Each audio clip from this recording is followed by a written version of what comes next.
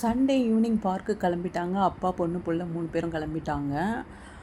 2019 before தான் நாங்கள் வந்து பார்க்குக்கு போயிருந்தோம். சஷ்மிதா அப்போ வந்து குழந்தையா இருந்திருந்தா. ஒரு 7 வயசு 8 வயசு இருக்கும். அப்போ வந்து பார்க்குக்கு போயிருந்தோம். அதோடு பார்த்திங்கன்னா ஆஃப்டர் கொரோனாக்கு அப்புறம் நாங்கள் போகவே இல்லை பார்க்குக்கு.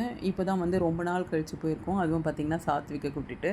சாத்விக் வந்து பார்த்திங்கன்னா பிளான்டு பேபியே கிடையாது. திடீர்னு வந்து பிறந்தவர் தான் அவர்.